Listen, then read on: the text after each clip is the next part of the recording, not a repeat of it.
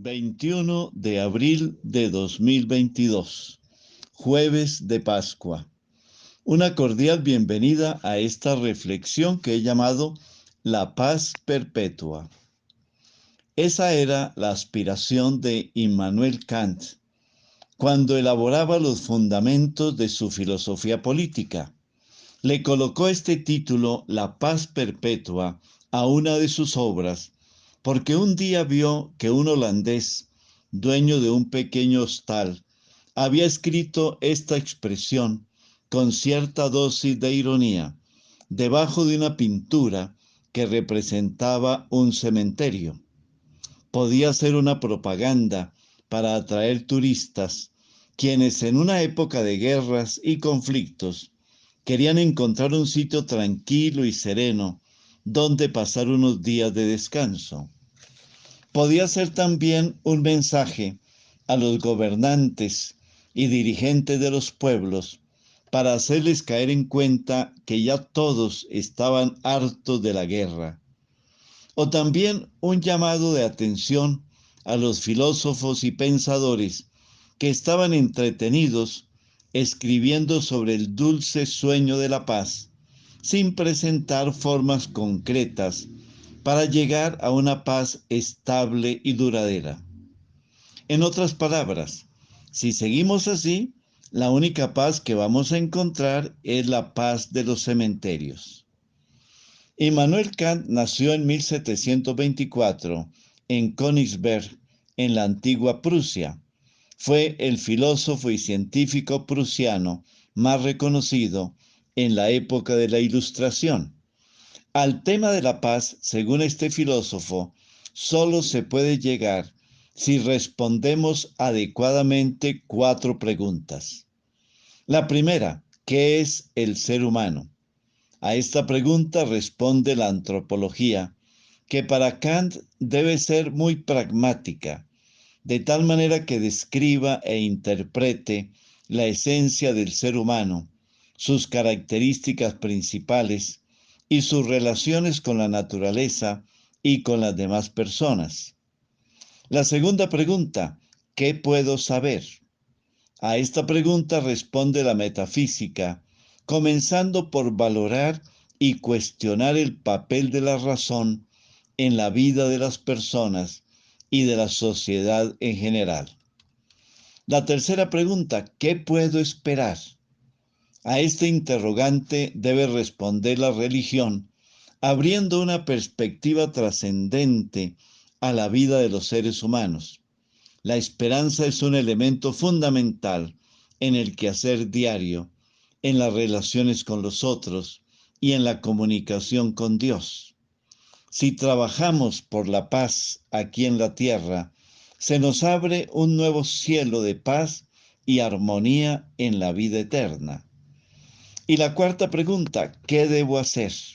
Son la ética y la moral las que deben dar respuesta a este interrogante.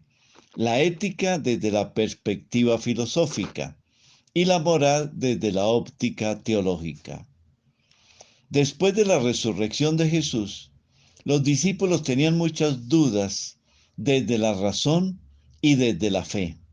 Por eso en el Evangelio de hoy, tomado de Lucas capítulo 24, versículos 35 a 48, los discípulos estaban reunidos comentando los acontecimientos que habían vivido.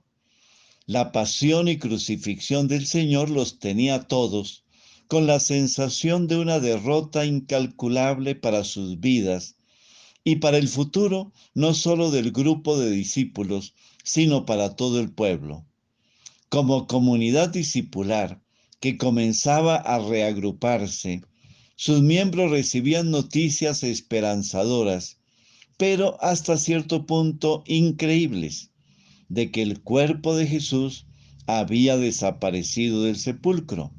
Aún más se narraban historias de que se había aparecido a algunas mujeres del grupo, lideradas en ese momento por María Magdalena.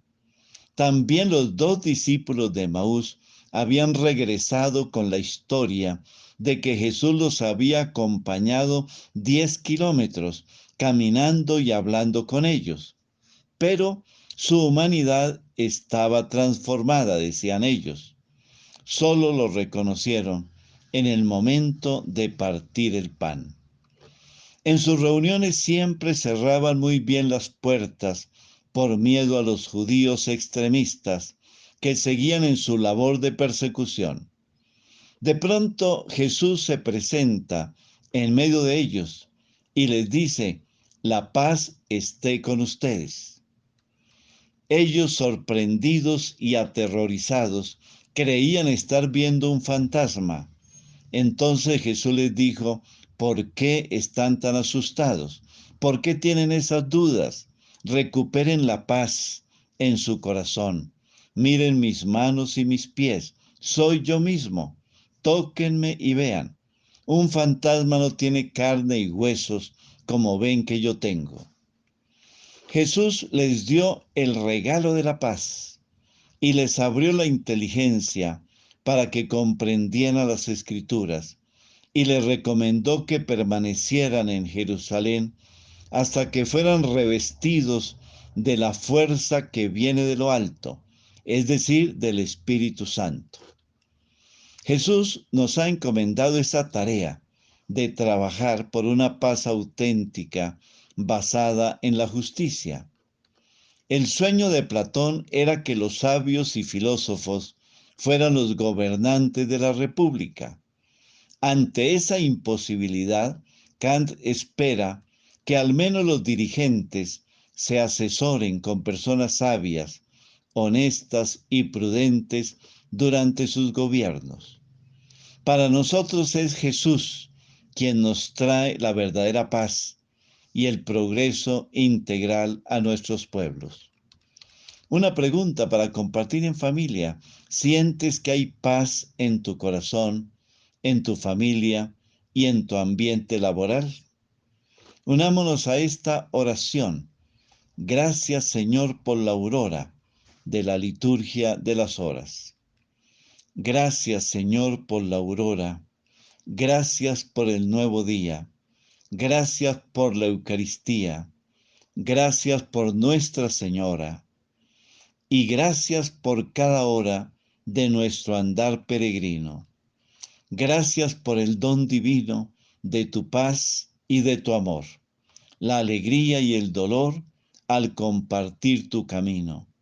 Gloria al Padre, gloria al Hijo, gloria al Espíritu Santo, por los siglos de los siglos. Amén. Bendiciones del Señor para cada uno de ustedes y sus familias.